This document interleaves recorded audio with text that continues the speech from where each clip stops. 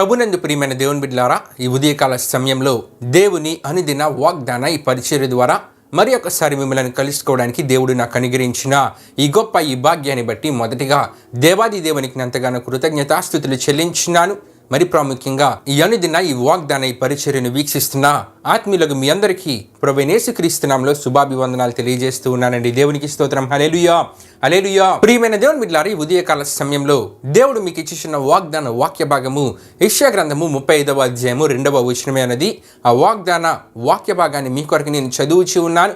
ప్రార్థనా పూర్వకంగా ఆలకించవలసిందిగా ప్రభువైన యేసుక్రీస్తు నామములో అందరినీ కోరుచున్నానండి. యెషయా గ్రంథము 35వ అధ్యాయము 2వ వచనంలో ఈ విధముగా రాయబడి ఉన్నది. కర్మెలు షారోనులకున్న సొగసు దానికుండునని దేవుడు యెషయా ప్రవక్త ద్వారా ఇశ్రాయేలీయులకు ఇచ్చిన వాగ్దానపు మాటగా ఈ వాగ్దానపు మాటను మనము చూస్తూ ఉంటాం. దేవునికి స్తోత్రం. హల్లెలూయా, హల్లెలూయా. అయితే ఈ వాగ్దానం ఇప్పుడు నెరవేర్చబడబోతుందంటే యేసు ప్రభువు వారి యొక్క రెండవ రాకడ సమయంలో, అంటే ఆయన భూమి మీద పరిపాలించబోయే 1000 ఏండ్ల పరిపాలన కాలంలో నెరవేర్చబడబోయే వాగ్దానపు మాటగా యెషయా గ్రంథము 35వ అధ్యాయము 2వ వచనాన్ని మనం చూస్తూ ఉంటామండి. అంటే ఈ వాగ్దానము ప్రవచనానికి సంబంధించిన వాగ్దానము.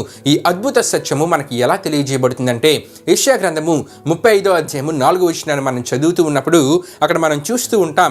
ప్రతి దండన చేయటకై మీ దేవుడు వచ్చుచున్నాడు, ప్రతి దండనను దేవుడు చేయదగిన ప్రతి కారమును ఆయన చేయనని చెప్పి యెషయా ప్రవక్త ప్రవచించిన మాట ద్వారా ఈ వాగ్దానం అనేది భవిష్యత్తులో యేసు ప్రభువు వారి యొక్క రెండవ రాకడలో 1000 ఏండ్ల పరిపాలన కాలంలో నెరవేర్చబడబోయే వాగ్దానపు మాట అనే సత్యము మనకు తెలియపరచబడుతుందండి. దేవునికి స్తోత్రం. హల్లెలూయా, హల్లెలూయా. అయితే యేసు ప్రభువు వారి యొక్క మొదటి రాకడలో ఏమి జరిగిందంటే మానవులను రక్షించడానికి శరీరధారిగా ఆయన ఈ భూలోకానికి వచ్చారండి. అయితే ఆయన రెండవ రాకడలో ఏమి జరగబోతుందంటే ఆయన ఏమి చేయబోచున్నారంటే భక్తిహీనులకు ప్రతి దండన ప్రతి కారము ఆయన చేయబోచున్నారు. ఇంకా మీకు స్పష్టంగా అర్థము కావాలంటే యేసుప్రభువు వారు తన యొక్క మొదటి రాకడలో లోక పాపాలను తీసుకొని పోవు గుర్రపిల్లగా ఆయన ఈ భూలోకానికి వచ్చారు. అయితే రెండవ రాకడలో యూదా గోత్రపు సింహముగా ఆయన ఈ భూలోకానికి రాబోచున్నారు. అయితే ఆ సమయంలో ఇశ్రాయేలు వారికే కాదు, పశ్చాత్తాపపడు ప్రతి ఒక్కరిని కూడా దేవుడు ఈ వాగ్దాన ఆశీర్వాదము ద్వారా ఆశీర్వదించబోచున్నారు. అంటే కర్మెలు షారోనులకున్న సొగసుతో ప్రతి ఒక్కరిని అలంకరించబోచున్నారనే గొప్ప వర్ణన ఈ వాగ్దానపు మాటలో మనకి కనబడుతూ ఉందండి. అయితే ప్రియమైన దేవుని బిడ్డలారా, భవిష్యత్తులో నెరవేర్చబడబోయే ఈ వాగ్దానము ద్వారా ఈ ఉదయకాల సమయంలో దేవుడు మనతో ఏ విషయాలు మాట్లాడుచూ ఉన్నారంటే ఈ కర్మెలకు ఒక విశిష్టత ఉంది, షారోనుకు కూడా ఒక విశిష్టత ఉంది. కర్మెలు గురించి మనం ఆలోచిస్తే గనక వరుసగా కొండలు ఉండు ప్రదేశానికి పెట్టబడే పేరే కర్మెలు. ప్రియమైన దేవుని బిడ్డలారా, అంతేకాకుండా అద్భుతమైన గుహలు గల ప్రదేశము ఈ కర్మెలు, అంతేకాకుండా పచ్చని ఫలవంతమైన స్థితి గల ప్రదేశము ఈ కర్మెలు, మిగిలిన సొగసు గల ప్రదేశము ఈ కర్మెలు. అంటే కర్మెలు దేనికి సూచనగా మనకి కనబడుతుందంటే పచ్చని ఫలవంతమైన స్థితికి సూచనగా ఈ కర్మెలు మనకి కనబడుతూ ఉంది. అంతేకాకుండా ఈ షారోను గురించి మనం ఆలోచిస్తే గనక ఈ షారోనులో ఓకు వృక్షము అంటే సొగసైన ఓకు వృక్ష వనములు ఈ షారోనులో ఉన్నాయండి. అంతేకాకుండా ఇక్కడ బయలంతయు ఫలవంతమైన స్థితి మనకి కనబడుతూ ఉంటుంది. సుప్రసిద్ధమైన పుష్పములు ఈ షారోను ప్రాంతంలో మనకి కనబడుతూ ఉంటాయి. అంతేకాకుండా పశువులకు మంచి మేత ఈ ప్రాంతంలో దొరుకుతూ ఉంటుంది. ఈ మాటలు నా నోటి మాటగా నేను చెప్పడం లేదు కానీ దేవుని వాక్యంలో యెషయా గ్రంథము 65వ అధ్యాయం 10వ వచనం ద్వారా, పరమగీతములు 2వ అధ్యాయం 1వ వచనం ద్వారా ఈ అద్భుత సత్యములు మనకి తెలియజేయబడతాయండి. దేవునికి స్తోత్రం. హల్లెలూయా, హల్లెలూయా.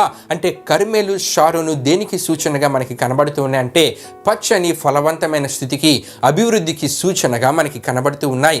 ఈ వాగ్దానం ద్వారా దేవుడి ఉదయకాల సమయంలో మనతో ఏ విషయాలు మాట్లాడుచున్నారంటే క్రీస్తును కలిగిన క్రైస్తవ కుటుంబాలకు ఈ కర్మెలు షారోనుకున్న సొగసుతో వారిని అలంకరిస్తానని చెప్పి దేవుడు ఈ వాగ్దానం ద్వారా మాట్లాడుచున్నారు. అంటే ప్రియమైన దేవుని బిడ్డలారా, కర్మెలు షారోనుకున్న సొగసు అంటే పచ్చని ఫలవంతమైన స్థితిని కుటుంబంలో ఉన్న ప్రతి ఒక్కరికి కలుగు చేస్తానని చెప్పి దేవుడి వాగ్దానం ద్వారా మాట్లాడుతూ ఉన్నారు. ఇప్పుడు ఈ ఆశీర్వాదాన్ని మనం పొందుకోగలమంటే పశ్చాత్తాపపడి స్థితి మనలో ఉండాలి. పశ్చాత్తాపపడి స్థితి మనలో ఉన్నప్పుడు మన కుటుంబంలో ఉన్న ప్రతి ఒక్కరికి పచ్చని ఫలవంతమైన ఆరోగ్యకరమైన స్థితిని దేవుడు కలుగు చేస్తానని చెప్పి ఈ వాగ్దానం ద్వారా మాట్లాడుచున్నారు. అంతేకాకుండా ప్రియమైన దేవుని బిడ్డలారా, ఫలవంతమైన అభివృద్ధిని కుటుంబంలో ఉన్న ప్రతి ఒక్కరికి దయచేస్తానంటూ ఉన్నారు. కుటుంబంలో ఉన్న పిల్లలకు అభివృద్ధిని దేవుడు దయచేస్తానంటూ ఉన్నారంటే గొప్ప ఆశీర్వాదకర స్థితిని, పచ్చని ఫలవంతమైన స్థితిని, ఆ అభివృద్ధిని కుటుంబాల కుటుంబాలలో దేవుడు కలుగు చేస్తానని చెప్పి ఈ వాగ్దానం ద్వారా మాట్లాడుచున్నారు. గనుక ప్రియమైన దేవుని బిడ్డలారా, ఈ వాగ్దానాన్ని మనం విశ్వసించి పశ్చాత్తాపపడి స్థితి మనము కలిగి ఉండుట ద్వారా ఈ వాగ్దాన ఆశీర్వాదాన్ని మన జీవితాలలో మనము పొందుకుందామండి. దేవుడి పరిశుద్ధ వాగ్దానాన్ని మన వినికిడిలో దీవించునుగాక. ఆమేన్. ప్రియమైన దేవుని బిడ్డలారా, ఈ వాగ్దాన కార్యక్రమాన్ని ముగింపు ప్రార్థనతో మనం ముగించుకుందాం. అందరూ కళ్ళు మూసుకొని తలలో ఉంచుకొని ప్రార్థనలో నాతో పాటు ఏకీభవించవలసిందిగా ప్రభువైన యేసుక్రీస్తు నామములో అందరినీ కోరుచున్నానండి. ప్రార్థన చేసుకుందాం. మహిమ స్వరూపైన మా ప్రభువా, జీవాధిపతి అయిన యేసయ్యా, నీ ఘనమైన నామమునకే మహిమ ఘనత ప్రభావం చెల్లించినాం దేవా. ఇప్పుడు వరకు జరిగిన ఈ వాగ్దాన ఈ కార్యక్రమంలో మాతో పాటు తోడుగా ఉండి నడిపించిన దేవా, మీకే వేలాది వందనములు, కృతజ్ఞతాస్తుతులు చెల్లించిన యేసయ్యా. ఒక పచ్చని ఫలవంతమైన స్థితిని మా జీవితాలలో మీరు కలుగు చేస్తారని ఈ వాగ్దానం ద్వారా మాట్లాడిన దేవా, విన్న ప్రతి ఒక్కరూ వారి జీవితాలలో ఏమైనా పాపపు స్థితిలో ఉంటే కనుక వాటిని విడిచిపెట్టి పశ్చాత్తాపపడి స్థితితో వారిని దగ్గరకు వచ్చుట ద్వారా ఈ వాగ్దాన ఆశీర్వాదాన్ని వారి జీవితాలలో వారు పొందుకోగలిగేలా మీరు కార్యాన్ని జరిగించండి. ఈ వాగ్దానాన్ని విన్న ప్రతి ఒక్కరిని మీరు దీవించండి, ఆశీర్వదించండి. ఈ దినాన్ని వారు చేస్తున్న ప్రయాణాలలో పనులలో తోడుగుని ముందుకు నడిపించమని మీకే వేలాది వందనములు, కృతజ్ఞతాస్తుతులు చెల్లిస్తూ యేసు పరిశుద్ధ నామములో అడిగి వేడుకొనిచున్నాం తండ్రి.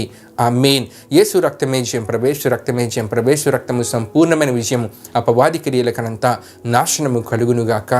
ఆమేన్. ప్రభు మిమ్మును మీ కుటుంబములను దీవించునుగాక. ఆమేన్.